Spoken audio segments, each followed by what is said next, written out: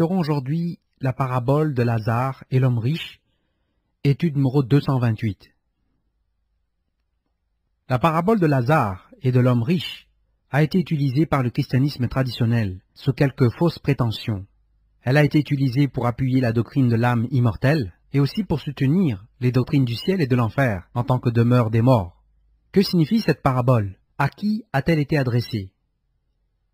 Pour comprendre la parabole de Lazare et de l'homme riche, et aussi les raisons pour lesquelles Christ a donné cette parabole, et à qui elle était adressée, nous devrions d'abord examiner l'histoire de Lazare. Nous trouvons ici des messages et des enseignements qui sont au cœur des doctrines de l'Église, et aussi du message de Christ aux Juifs.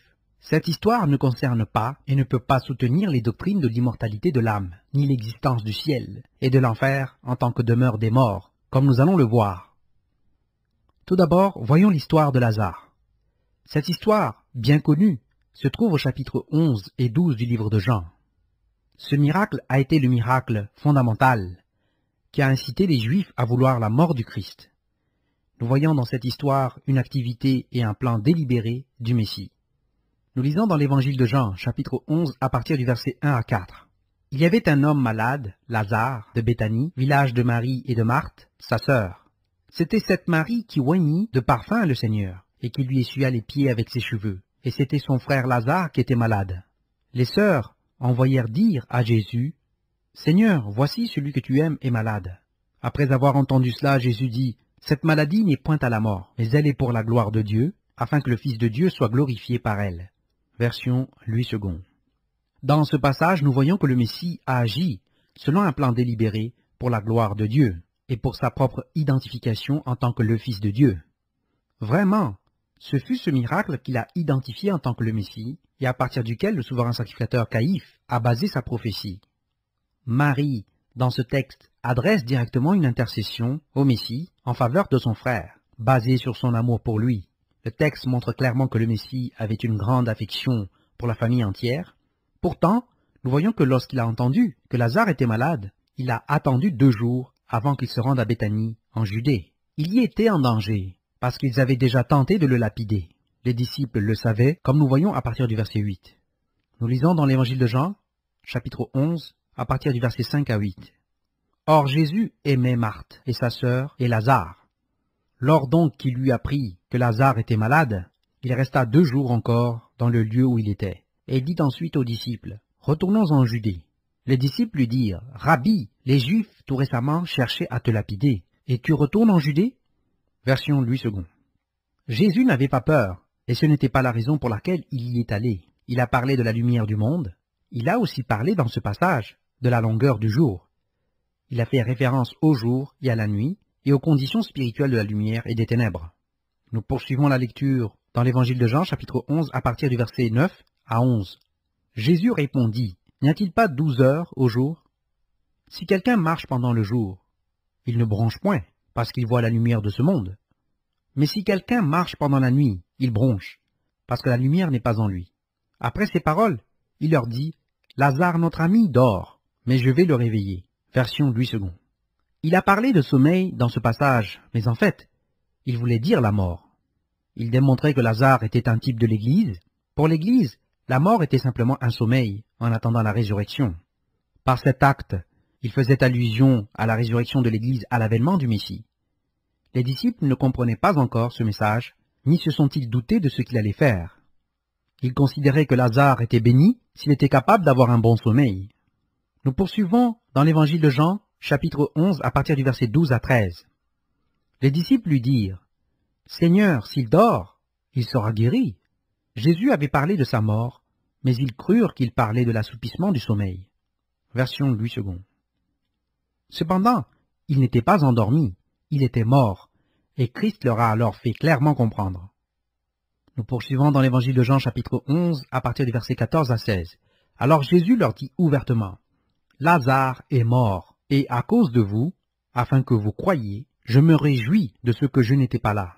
Mais allons vers lui. » Sur quoi Thomas, appelé Didyme, dit aux autres disciples, « Allons aussi, afin de mourir avec lui. » Version Louis II. Le Messie fait clairement comprendre dans ce passage qu'il ne voulait pas être là, car cela aurait limité la démonstration de sa puissance dans la résurrection des morts. Cela ne ressort pas clairement du commentaire de Thomas, si Thomas était sarcastique ou non. L'absence d'indication d'ironie dans le grec signifierait plus probablement que Thomas, le jumeau, a vu immédiatement le potentiel de la résurrection et l'intention du Messie de faire un miracle important. Ils sont partis après suffisamment de temps pour que Lazare soit resté pendant 4 jours dans la tombe. Il était ainsi légalement mort, en excédant de la période de 3 jours. Béthanie était aussi à environ 3 kilomètres de Jérusalem, de l'autre côté du mont des Oliviers. Donc, ceci était une occasion importante de témoigner aux Juifs de Jérusalem et du Temple. Nous poursuivons dans l'évangile de Jean, chapitre 11, à partir du verset 17 à 19. Jésus étant arrivé trouva que Lazare était déjà depuis 4 jours dans le sépulcre. Et comme Béthanie était près de Jérusalem à 15 stades environ, beaucoup de Juifs étaient venus vers Marthe et Marie pour les consoler de la mort de leur frère. Version Louis II. Ils étaient avec Marie et Marthe. Pourtant ce fut Marthe uniquement qui est venue à Christ avec l'expression de foi en sa puissance sur la résurrection. L'ajout du mot « encore » dans certaines versions de la Bible, comme la King James Version et la RSV, Revised Standard Version, n'existe pas dans le texte grec et fait une implication contre Marie qui ne peut être justifiée. Il est plus probable qu'elle devait s'occuper de ses autres invités et des pleureurs. Nous poursuivons au verset 20 à 28 de l'évangile de Jean chapitre 11. Lorsque Marthe apprit que Jésus arrivait, elle alla au-devant de lui, tandis que Marie se tenait assise à la maison. Marthe dit à Jésus, « Seigneur, si tu eusses été ici, mon frère ne serait pas mort. Mais maintenant même, je sais que tout ce que tu demanderas à Dieu, Dieu te l'accordera. » Jésus lui dit, « Ton frère ressuscitera. » « Je sais, lui répondit Marthe, qu'il ressuscitera à la résurrection au dernier jour. » Jésus lui dit, « Je suis la résurrection et la vie. Celui qui croit en moi vivra, quand même il serait mort. Et quiconque vit et croit en moi ne mourra jamais. Crois-tu cela ?» Elle lui dit, « Oui, Seigneur, je crois que tu es le Christ, le Fils de Dieu, qui devait venir dans le monde. » Ayant ainsi parlé, elle s'en alla. Puis elle appela secrètement Marie, sa sœur, et lui dit, « Le Maître est ici, et il te demande. » Dans ce passage, nous voyons la vraie raison pour laquelle Marie est restée à sa place. Marthe l'a appelée et informée secrètement. La raison est alors claire. Elle ne voulait donner aucune indication de la présence de Christ, car cela pouvait donner lieu à un autre incident de lapidation, ce qui semble être l'allusion de Thomas. Marie a immédiatement réagi. La foi des 2 femmes en la puissance du Messie en tant que le Fils de Dieu sur la mort dans la résurrection est la question centrale. Marie était évidemment aussi très attristée. La réaction des invités confirme ce point.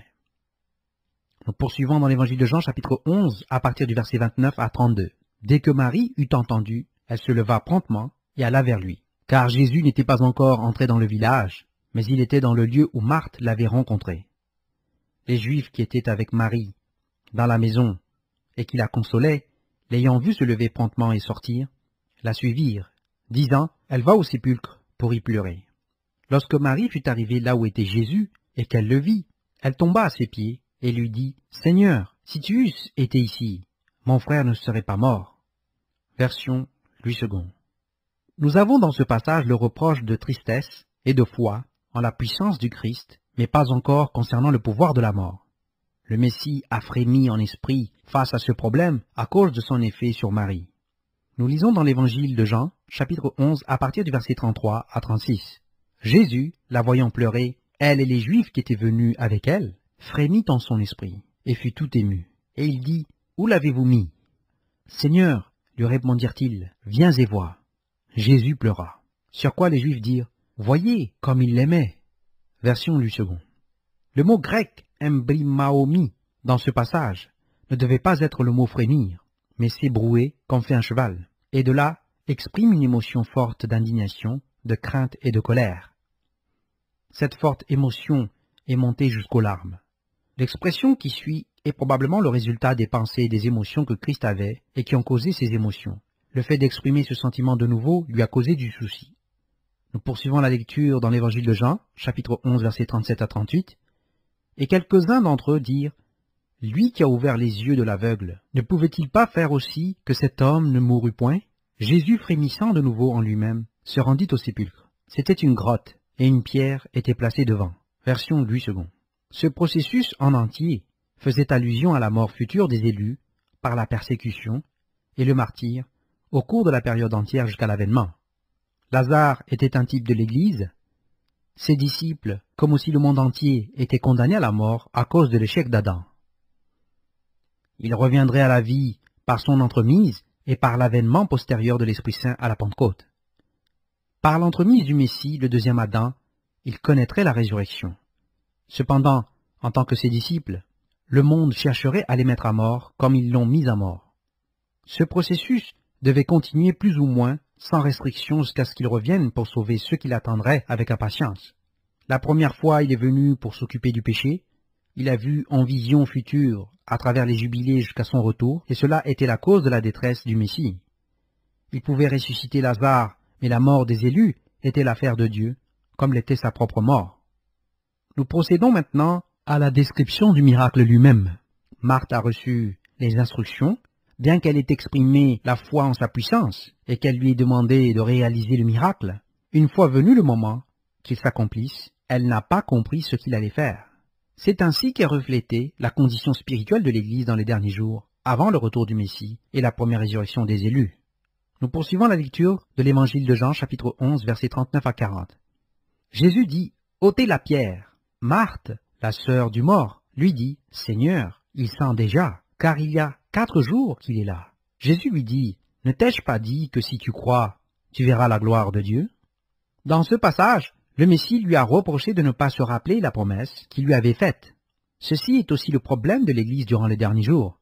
Marthe est le type de l'Église au travail, préoccupée par les soucis du monde, perdant de vue la promesse de Dieu et l'avènement très prochain du roi dans la gloire et dans la manifestation de puissance.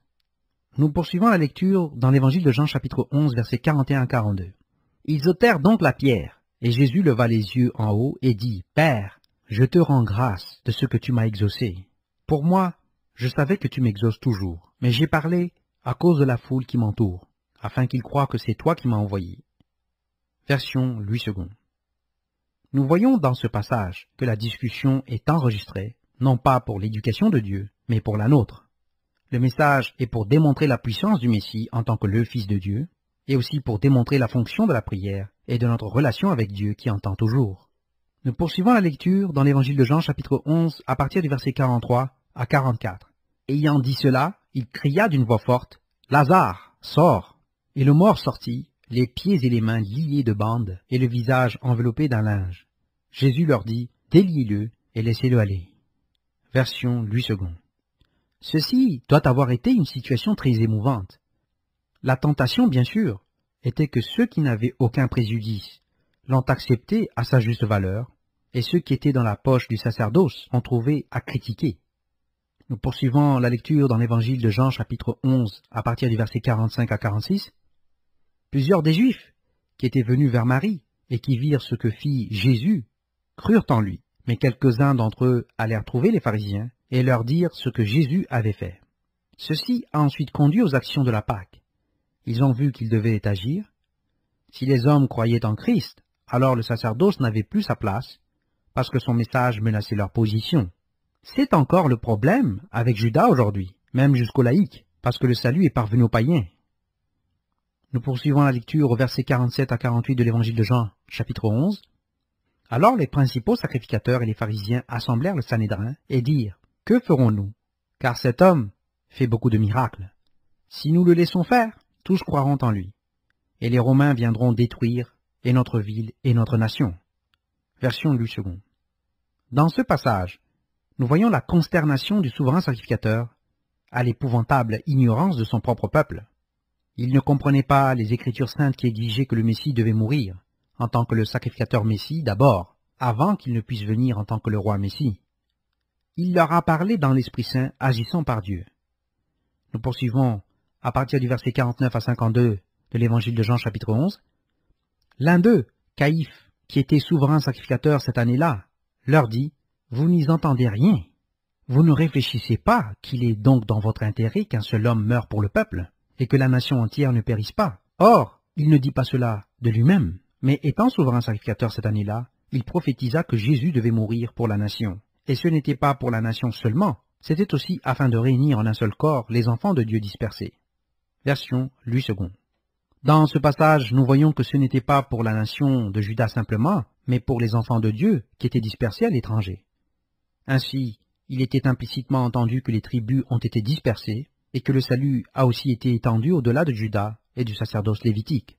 À cause de cela, ils ont fait ce qu'ils ont toujours fait aux prophètes et ce qu'ils ont essayé plus tard de faire à l'Église. Ils ont cherché à le tuer. Nous poursuivons versets 53 à 54 de l'évangile de Jean chapitre 11. Dès ce jour, ils résolurent de le faire mourir. C'est pourquoi Jésus ne se montra plus ouvertement parmi les Juifs, mais il se retira dans la contrée voisine du désert, dans une ville appelée Éphraïm, et là, il demeurait avec ses disciples. Version Louis II. Ce n'est pas par hasard que le Messie est ensuite allé de là, à la ville d'Éphraïm. Il symbolisait que la puissance de l'Esprit Saint allait être prise et donnée à une nation montrant les fruits du royaume de Dieu et de l'Esprit Saint. Nous poursuivons à partir du verset 55 à 56 de l'évangile de Jean chapitre 11.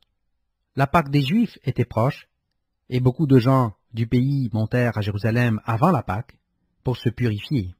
Ils cherchaient Jésus et ils se disaient les uns aux autres dans le temple, « Que vous ensemble, ne viendra-t-il pas à la fête ?» Version Louis II. Ce processus de purification a eu lieu conformément à la loi. La sanctification des simples et des gens erronés a eu lieu le 7e jour du premier mois. La mise à part du Messie en tant que l'agneau a eu lieu le 10e jour. Nous lisons dans l'évangile de Jean, chapitre 11, au verset 57. Or, les principaux sacrificateurs et les pharisiens avaient donné l'ordre que si quelqu'un savait où il était, il le déclarât afin qu'on se saisît de lui. Version Louis II.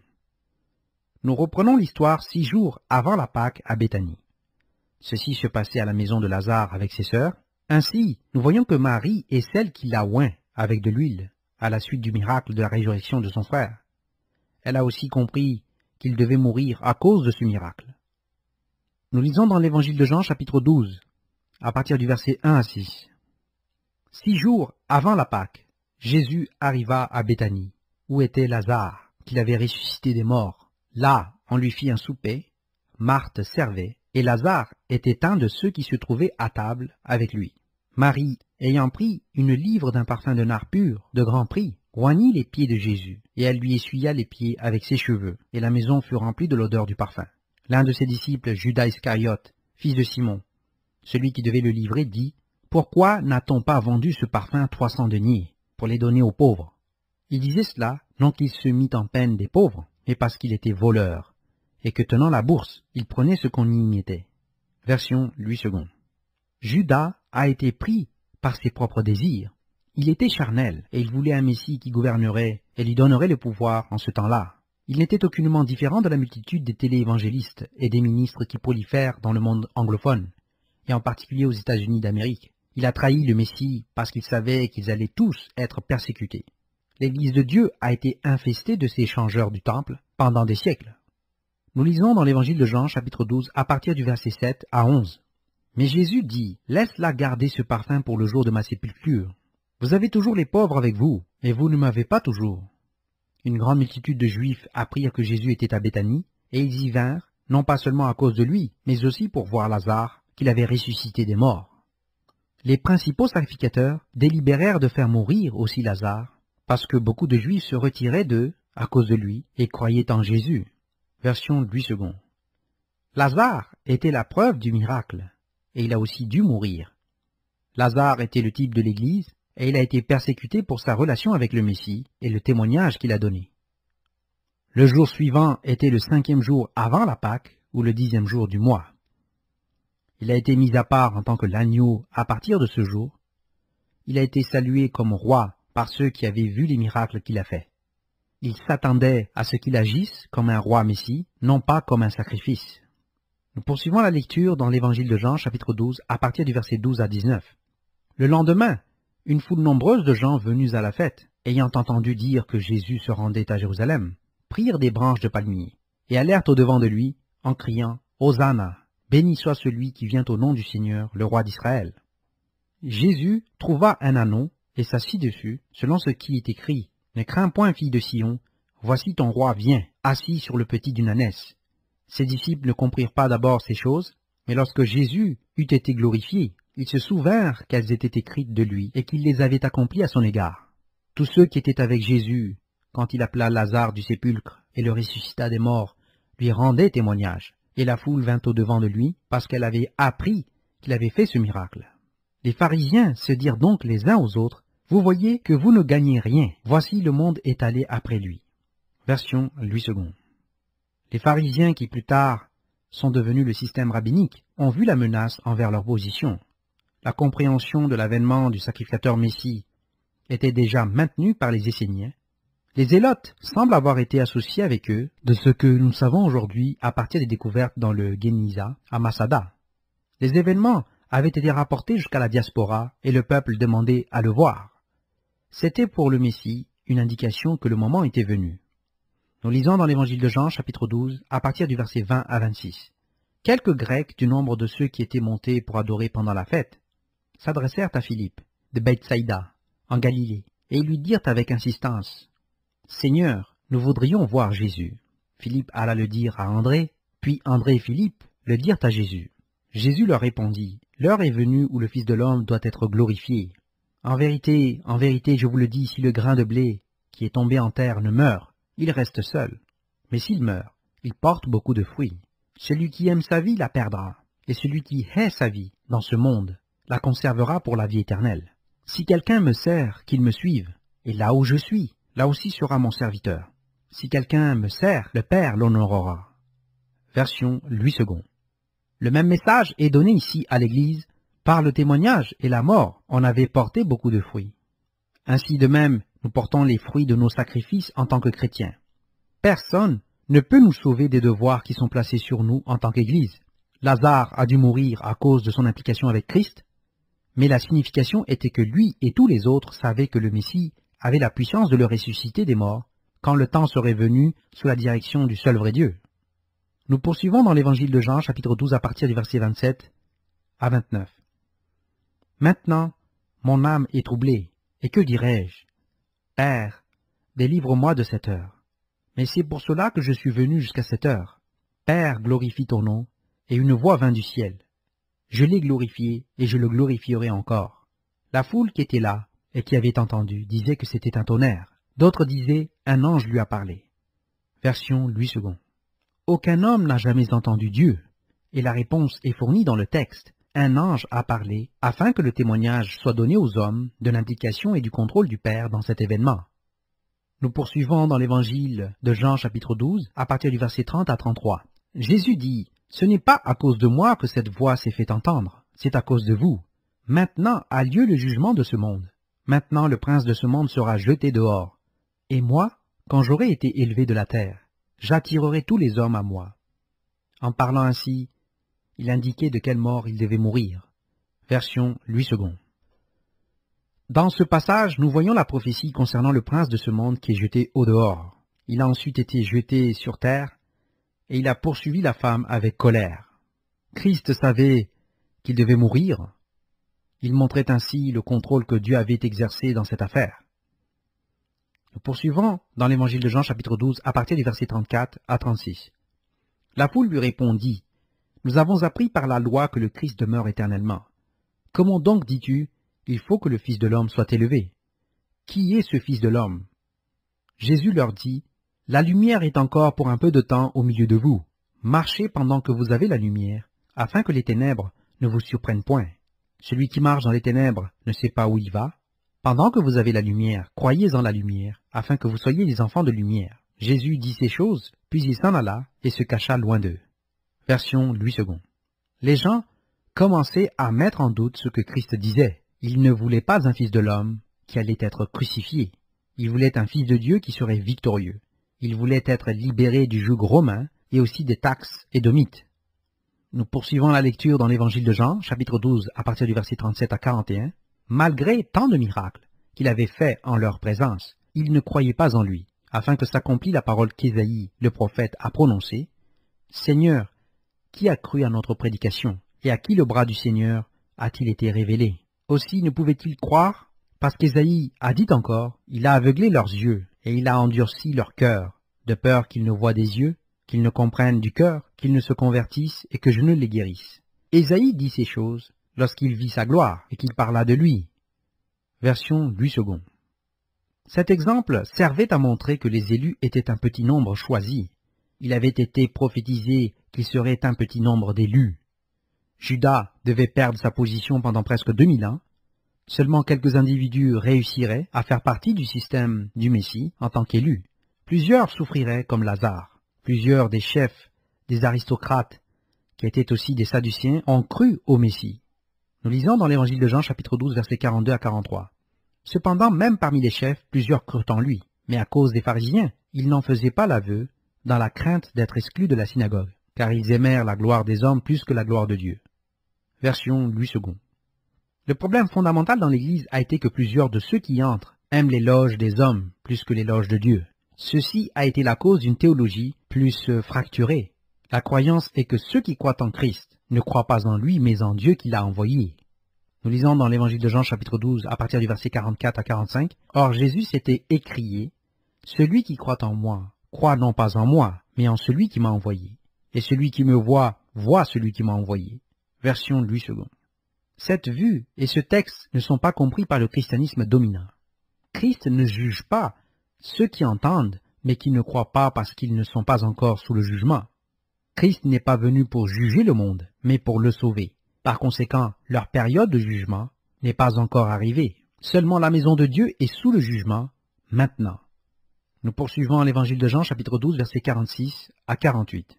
« Je suis venu comme une lumière dans le monde, afin que quiconque croit en moi ne demeure pas dans les ténèbres. Si quelqu'un entend mes paroles et ne les garde point, ce n'est pas moi qui le juge, car je suis venu non pour juger le monde, mais pour sauver le monde. Celui qui me rejette et qui ne reçoit pas mes paroles à son juge, la parole que j'ai annoncée, c'est elle qui le jugera au dernier jour. » Version Louis II. Ainsi leur jugement a eu lieu au dernier jour. Ils seront jugés par rapport à la parole de Dieu. Leur jugement est un jugement de décision et de correction, soit du mot grec « krisis ». Nous lisons dans l'évangile de Jean, chapitre 12, à partir du verset 49 à 50. « Car je n'ai point parlé de moi-même, mais le Père qui m'a envoyé m'a prescrit lui-même ce que je dois dire et annoncer. Et je sais que son commandement est la vie éternelle. C'est pourquoi les choses que je les dis comme le Père me les a dites. » Version Louis II. Le Père commande ce que le Messie doit dire et ce que nous devons tous dire.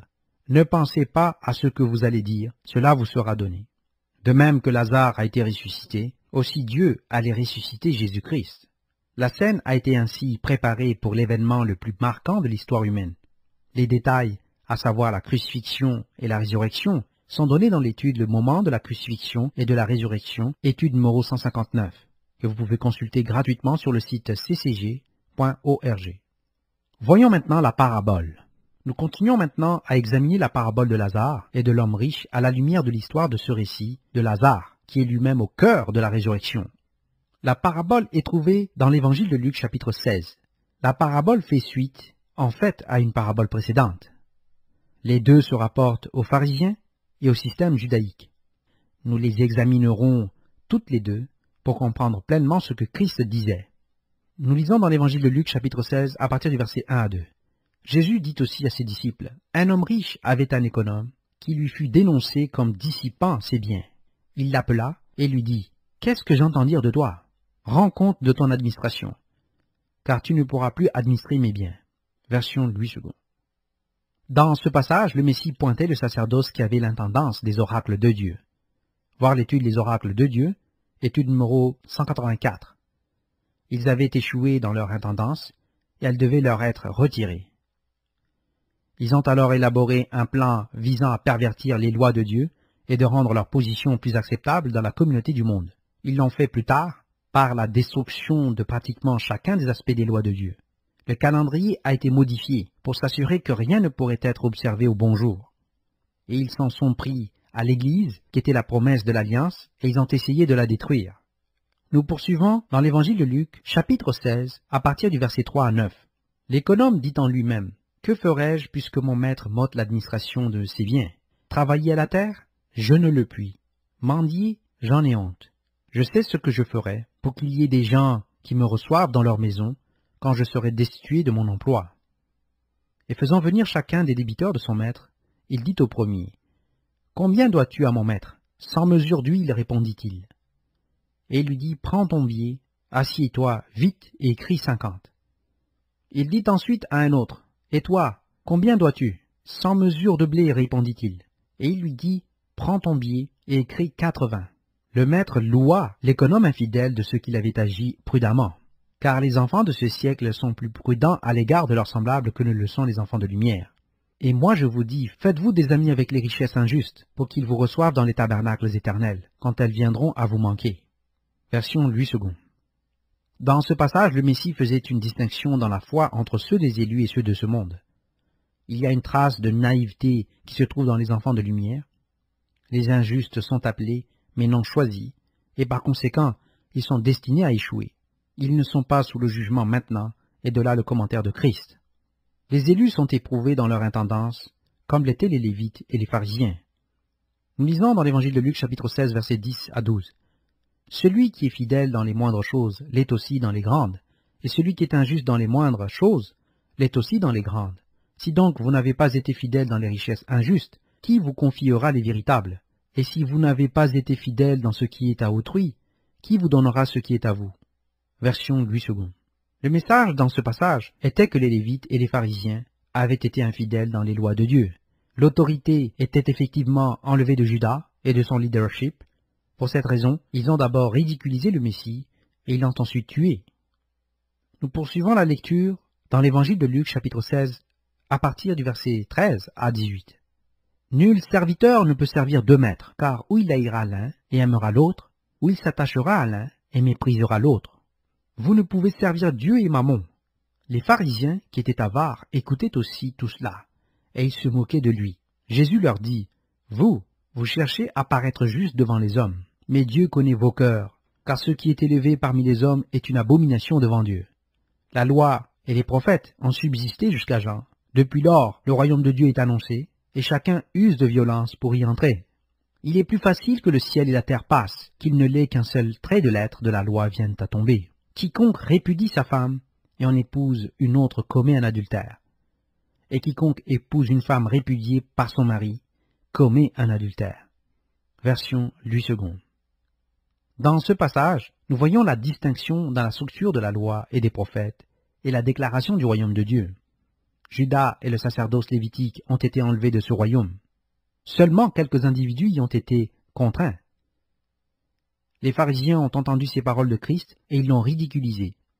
Ensuite, il a donné la parabole de Lazare, qui était une parabole de l'Église, ainsi qu'une prophétie de la résurrection de Lazare et de la relation entre Christ et l'Église.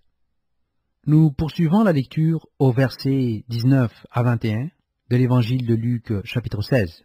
Il y avait un homme riche qui était vêtu de pourpre et de fin lin, et qui chaque jour menait joyeuse et brillante vie. Un pauvre, nommé Lazare, était couché à sa porte, couvert d'ulcères, et désireux de se rassasier des miettes qui tombaient de la table du riche. Et même les chiens venaient encore lécher ses ulcères. Version du second. Souvenez-vous aussi, dans ce passage, que l'Église a terriblement été persécutée par les Juifs au Moyen-Orient, au cours des premiers siècles, partout où ils avaient le contrôle. Pour ces raisons, ils ont été envoyés en captivité et dispersés. Ils ne voulaient pas se repentir, et ils ne se sont pas repentis. La parabole commence avec un thème centré sur Abraham, et puis utilise un symbolisme pictographique pour expliquer la relation variable autour de l'homme riche, qui aimait les richesses injustes, entre parenthèses Mammon, mentionnées dans la parabole précédente. Lazare est mentionné de nom dans ce passage, à mesure que l'histoire se développe. Nous poursuivons dans l'évangile de Luc, chapitre 16, à partir du verset 22. Le pauvre mourut, et il fut porté par les anges dans le sein d'Abraham. Le riche mourut aussi, et il fut enseveli. Version Louis II. Le concept dans ce passage vise la première et la deuxième résurrection. Lazare a été porté au sein d'Abraham, l'homme riche est mort et il a été enterré. Les enfants d'Abraham sont expliqués dans le texte concernant les élus, ils sont la postérité d'Abraham. Nous lisons dans Galates chapitre 3 verset 29, « Et si vous êtes à Christ, vous êtes donc la postérité d'Abraham, héritier selon la promesse. » Version Louis II. Paul a traité de ces concepts dans l'épître aux Romains, à partir de la fin du chapitre 8 jusqu'au chapitre 10. Nous lisons dans Romains chapitre 10, à partir du verset 1 à 9. « Frères, le vœu de mon cœur et ma prière à Dieu pour eux, c'est qu'ils soient sauvés. Je leur rends le témoignage qu'ils ont du zèle pour Dieu, mais sans intelligence. Ne connaissant pas la justice de Dieu et cherchant à établir leur propre justice, ils ne se sont pas soumis à la justice de Dieu, car Christ est la fin de la loi pour la justification de tous ceux qui croient. En effet, Moïse définit ainsi la justice qui vient de la loi. L'homme qui mettra ces choses en pratique vivra par elles. Mais voici comment parle la justice qui vient de la foi. Ne dis pas en ton cœur qui montera au ciel. C'est en faire descendre Christ, ou qui descendra dans l'abîme.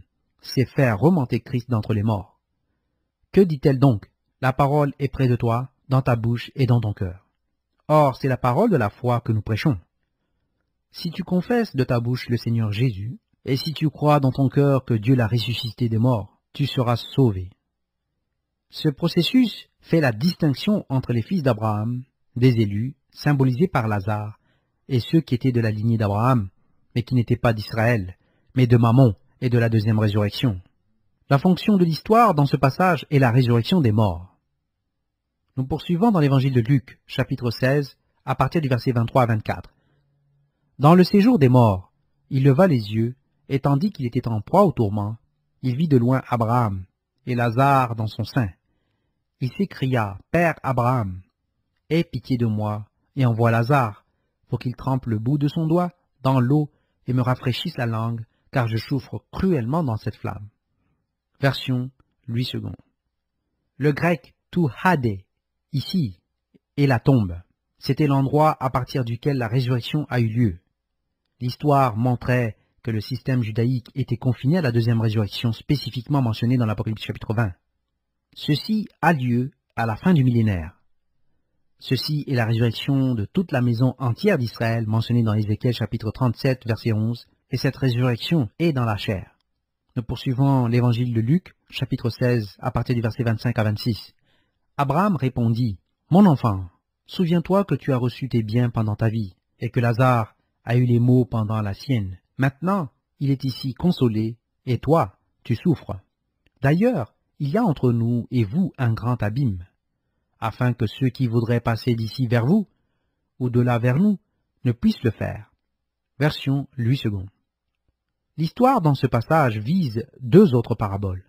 La première est celle sur les brebis et les boucs, où les nations sont jugées selon le traitement qu'elles ont donné aux élus. La deuxième vise les élus, qui sont raffinés par le feu dans la persécution que nous voyons au chapitre 1 à 6 de l'Apocalypse. Le grand abîme en question est la séparation causée par l'échec de la chair et du sang à hériter le royaume de Dieu. Judas, sous le sacerdoce lévitique, ne peut jamais hériter le royaume de Dieu. C'est pourquoi Paul dit qu'ils ont du zèle, mais pas selon la connaissance. Dans ce passage, nous arrivons au point central de la parabole.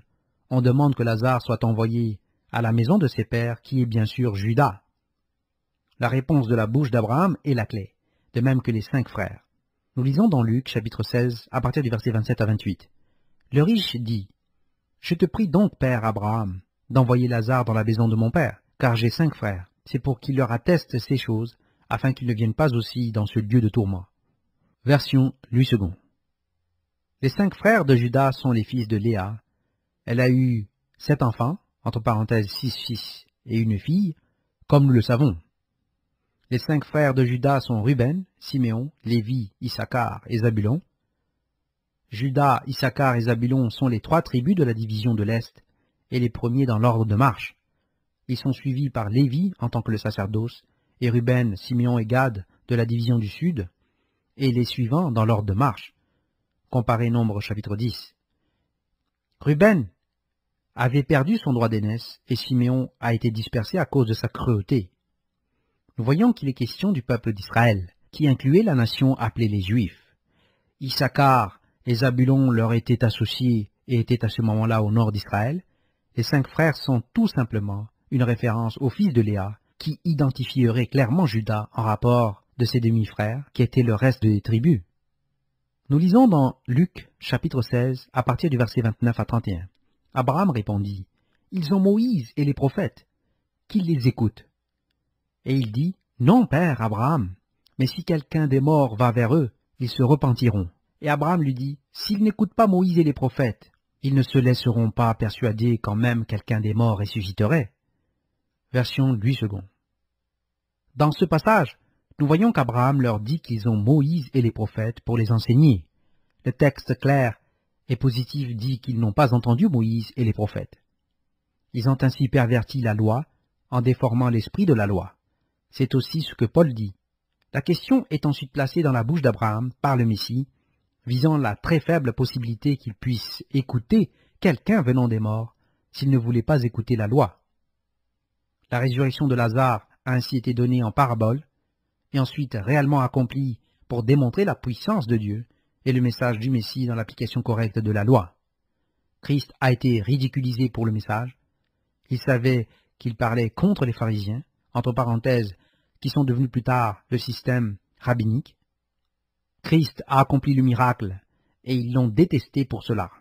Ils ont conspiré pour le mettre à mort, de même que l'homme qu'il avait ressuscité.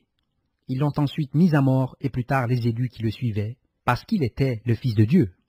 Cette histoire n'a absolument rien à voir avec les concepts du ciel et de l'enfer ou de la doctrine de l'âme immortelle. Elle traite du salut de Judas et de leur refus d'entendre la loi et la parole de Dieu. Elle traite de leur expulsion et de leur dispersion. C'est une prophétie faite directement par le Messie de la résurrection de Lazare, qui a été un signe et un prodige puissant qu'il a accompli pour montrer à Judas le danger dans lequel ils étaient. Ils n'ont pas écouté, de même que le christianisme dominant n'écoute pas aujourd'hui. Fin de la lecture de l'étude Lazare et l'homme riche, étude numéro 228, que vous pouvez télécharger gratuitement sur le site ccg.org. Merci de votre attention et à très bientôt.